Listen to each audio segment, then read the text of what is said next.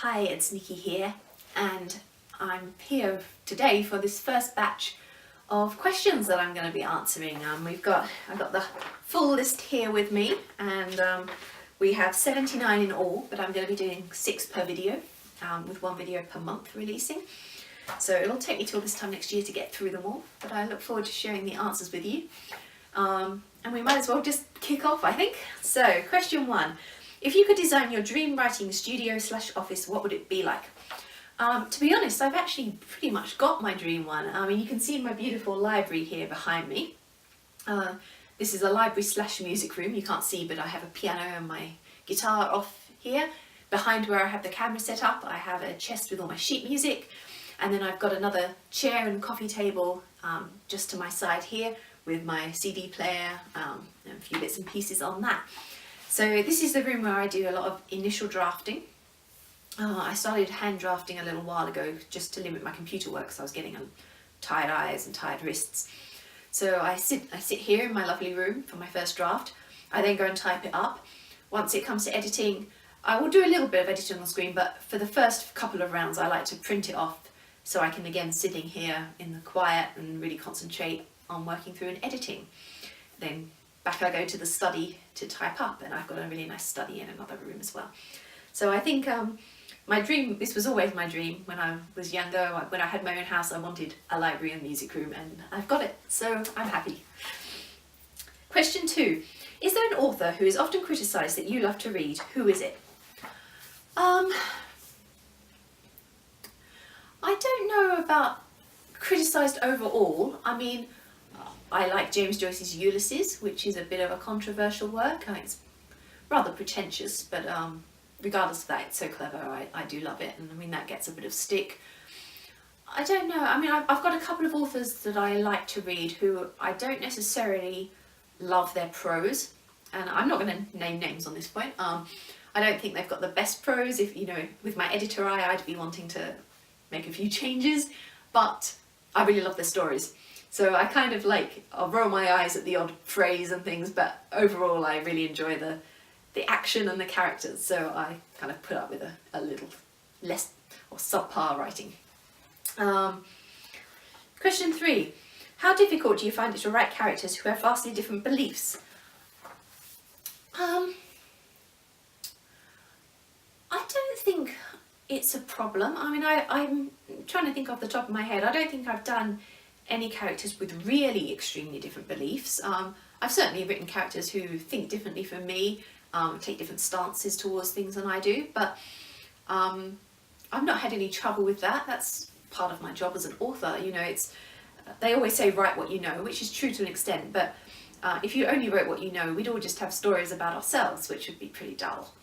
So I do like to try and make my characters different, and I hope that comes across in my writing, and I don't think there's a part of me that would have trouble writing someone else. I mean, I wouldn't write a character who was really bigoted, but I don't think I would have trouble doing it if it was necessary for the story, if that makes sense. You know, I've not really done it in an extreme sense, but I wouldn't have trouble with it because I read very widely. I'm exposed to a lot of different beliefs and cultural backgrounds and that way, so I don't think that would be a major issue.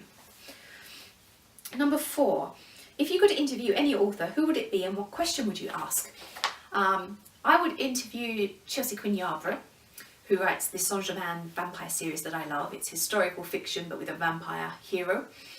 And I'd want to ask her how she goes about her research, because her books are meticulously researched and they're absolutely brimming with information about the periods in which each story is set, because being a vampire he moves through time and across continents a great deal.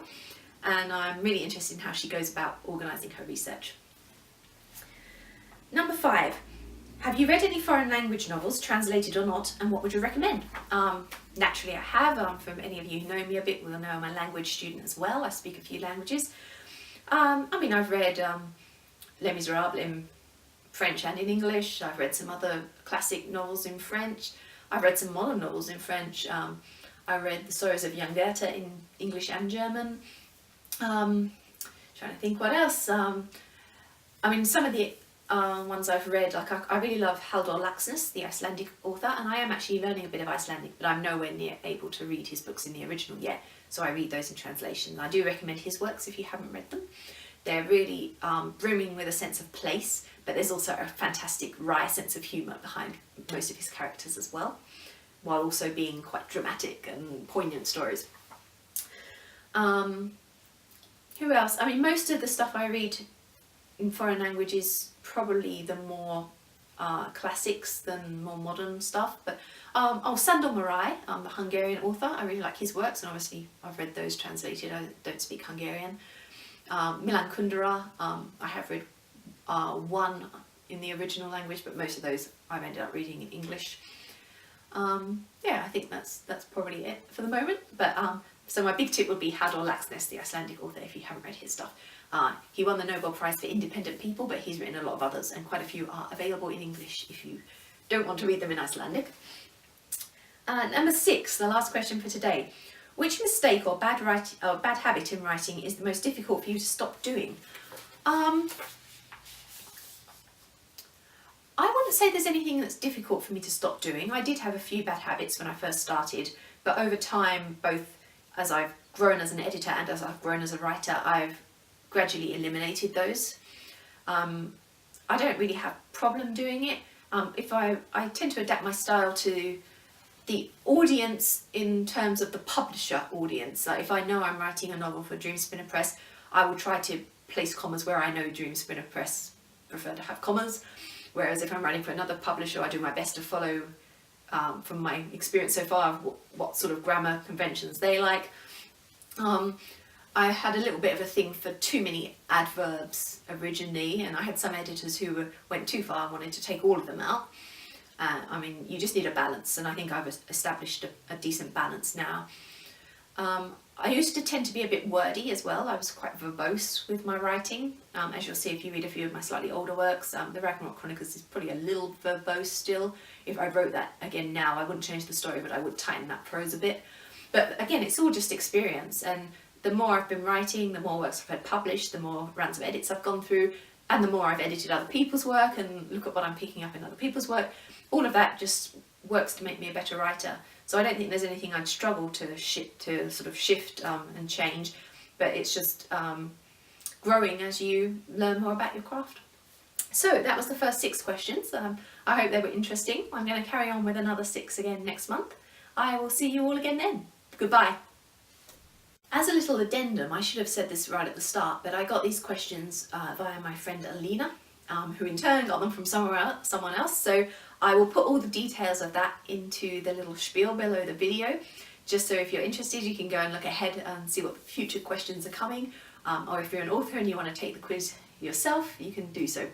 So check out the little info below the video for that. Bye for now.